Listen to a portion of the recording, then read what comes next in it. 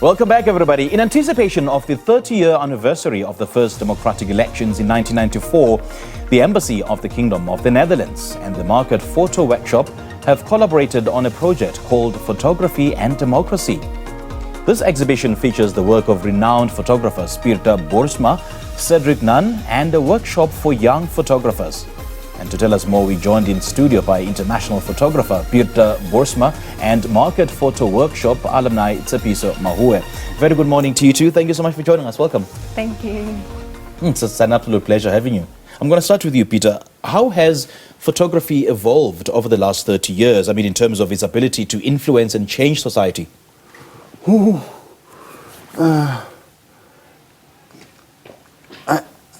I can explain that to you. That's, in fact, it's a too difficult question.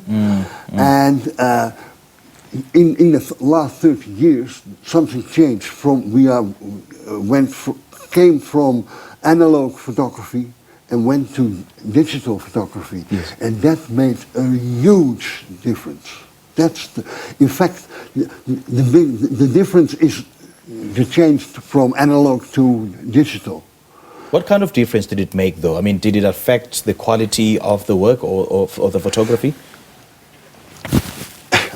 I'm an old man, so I think that the analog photography leads to better pictures. Yes, yes. Because in the analog period, we have to make choices. You know, digital, you can shoot as much as you want. Go ahead, it's no problem. But in the analog period, we have to make the choice because there is a lack of film, and so you have to take care. And because of that, you become selective, and then you start to make better pictures, I think. Right, right. I mean, I come from an era where films were used, and it took about 2 weeks, you know, for you to get a picture because you need to go and do the negatives wherever. Oh, yeah. Yeah, we've come a very long way. A photographer has his own dark room, and then I could produce in 2 hours a picture. Right, right. Now, Tshepiso, how do photographers balance the need, you know, to document reality with the need to create art? So I think as a photographer, you need to make a distinct decision when it comes to that, because creating art, I think it takes a long time.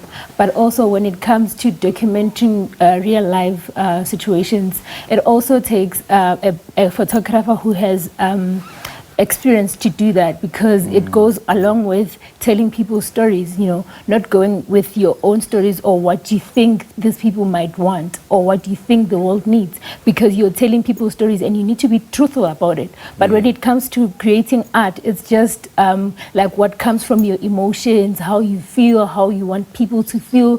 But when it comes to documenting, it's really like an important one, because you're telling people stories, so it needs to be spot on. Yeah, and just considering this picture I'm seeing on the screen, and in terms of telling a story, is it intentional that when you capture a particular event, it tells a particular story, or is it simply coincidental?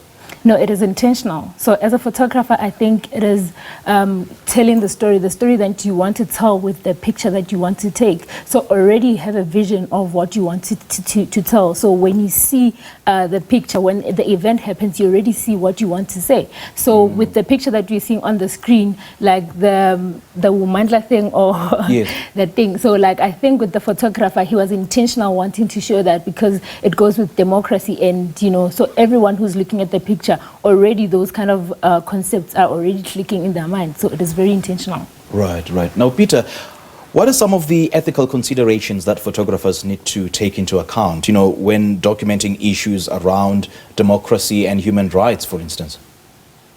Well, in fact, everything is about human rights, because it's the right of being, in fact. And so all subjects can be used to explain and to comment on human rights. And I, in the workshop, I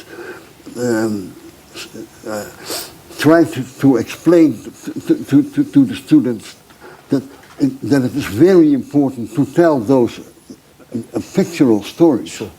Sure. Because with those pictorial stories, you can go to the audiences and people and explain what's going on. Sure. And I also told them that please try to file it.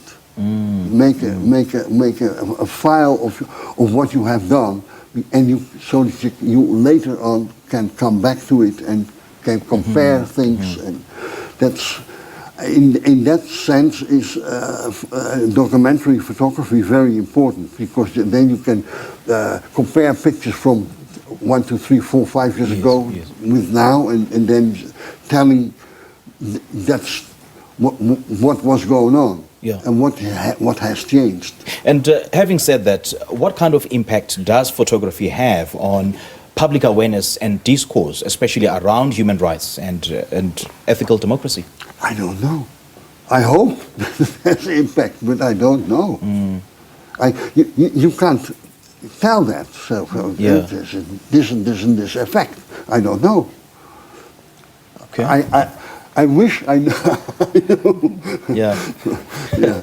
No, just briefly, we were out of time, unfortunately, Tshepiso. How do you think technology and digital media change the way we consume news and shared photography? I think because technology is more faster, so as the stories are happening, we can share them now. So I think it has changed, like, really in terms of how people can view stories and how faster, like, news can travel. Yeah. All right, Tshepiso and Pieter, lovely chatting to you. Thank you so much for joining us. Thank you very much. Great stuff. That was international photographer Pieter Boersma and Market Photoworkshop alumni Tshepiso Mahooe talking to us about a project called Photography and Democracy. It's 8 o'clock, time for your news.